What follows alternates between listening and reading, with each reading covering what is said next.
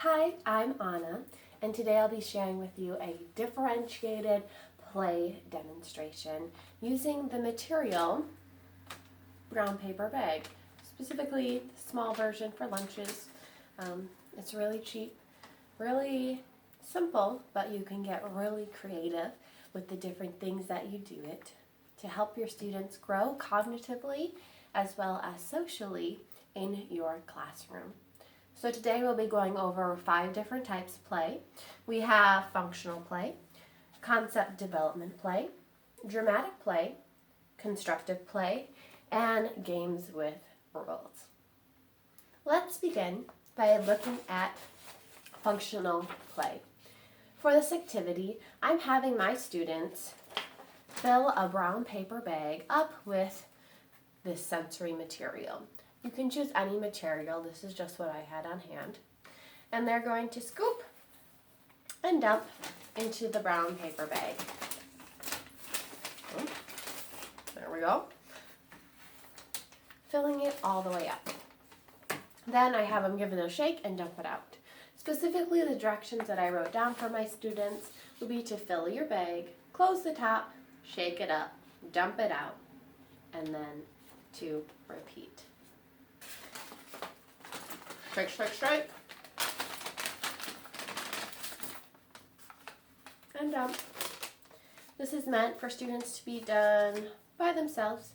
They could do it parallel next to each other, but it's really just an opportunity for the student to experiment with themselves with this material, how it works, filling it up, as well as scooping and dumping.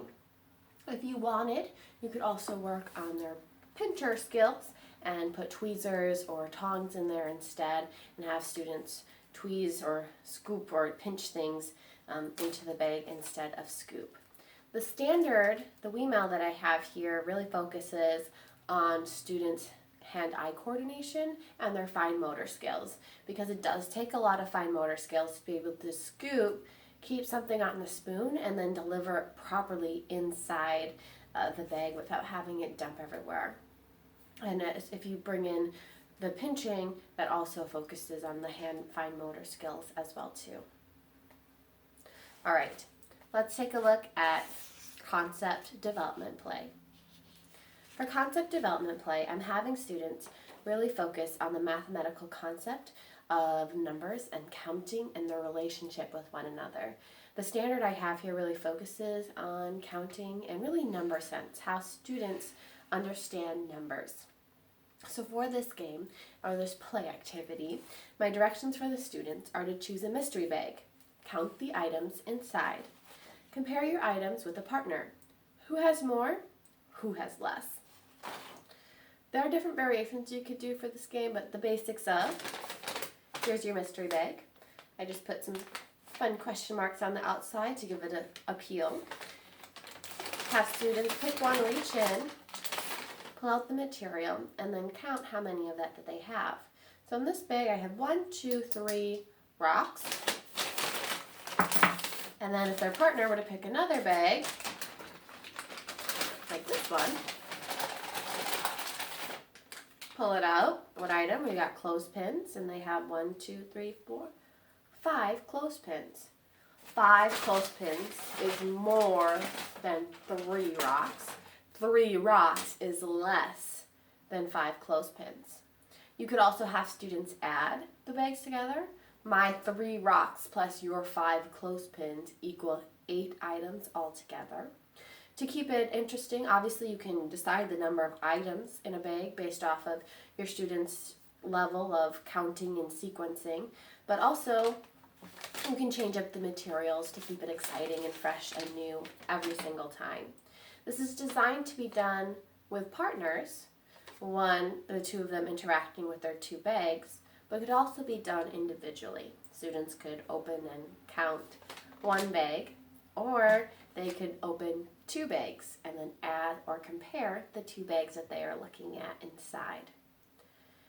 So that is concept development play. Let's take a look now at dramatic play. Here I really want students, the standard we're focusing on is using your imagination while you're playing. So I created some puppets. I have a dog, I have a monkey, and I have a cat. The directions I have for my students are: there are new puppet friends in the housekeeping center. What fun adventures will you go on together? You can create any type of puppet. It doesn't have to be animals. You can create people or book characters, anything at all that your mind can think of. You could even make this an art project for the students to work on and then add to your dramatic play center. And students can play with these puppets by themselves, interacting with the puppets in an imaginary way. They can also play with them as a group with other students, where maybe they have playhouse and they have a pet dog, or maybe they are jungle explorers and they meet a funny monkey. This gives students the opportunity to pretend to be the puppets and express the emotions and show empathy and all of those great skills. So really great socially, even if they're playing by themselves, because these puppets take on the persona and the character of a person. All right, let's take a look at now constructive play. For constructive play, I made some blocks using brown paper bags.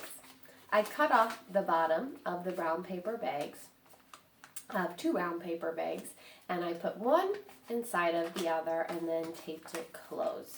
The result is this cube-shaped little rectangular light that you can stack on top of each other like so. The directions I have for my students are to build a tower using the blocks. How tall can you build? Obviously, you could make more of these so that these become a staple in your block center for play. You could have students work on this independently by themselves, where one student is just working to see how tall they can build a tower. You could also have students work in groups or with partners, and they could build a tower together. They could also do this parallel. One student's building blocks, another student is building blocks at the same time. Now, the standard I selected for constructive play really focuses in on students' ability to keep trying and persevering and to not give up. With this new material, they've never built with anything like this. It's light, but it's also kind of large and clunky. So it's really an opportunity for the students to keep trying out different things as they build their tower. And this is an activity where it doesn't have to be a tower either. So if you have a thematic unit or something you're working on, students can get really creative with what they're building and creating. They can decorate these blocks and they are surprisingly durable, especially when you tape the outside of them. So you can keep reusing them over and over again.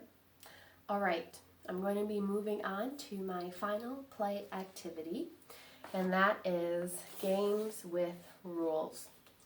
This game is a variation of catch. I'm having students catch with the brown paper bag and toss with a little fuzzy. The directions I have for the students is one partner catches, one partner tosses, and once you catch 5 balls, switch roles. So here, the standard that I'm really focusing on is the students' ability to follow rules and to follow socially kind of accepted ways of interacting with each other. So it's designed for 2 partners to play. One to hold the bag. You can teach them how to hold it like this. This is a good fine motor skill of catching with your hands down. And then one to toss. Again, this is another great fine motor skill you can teach your students to underhand toss into the bag. You could also do this as an independent activity if you wanted, putting the bag on the floor and then students gently tossing the ball by themselves. But I think it's a really great opportunity socially for students to work together on this game and to do their best at it. So that is the game with rules, is this catch variation. All right. So taking a look here, we went through the 5 different concepts of play. Functional play, we've got a lot of repetitive games here. Concept development, really working on their math skills. Dramatic play, fix this guy, really working on their imagination. Constructive play, their perseverance to keep building. And then finally, are there games with rules? Can they follow the rules and work well with individuals? All these, for the most part, are opportunities for students to grow socially.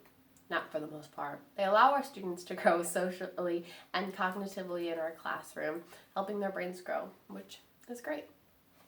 Thank you.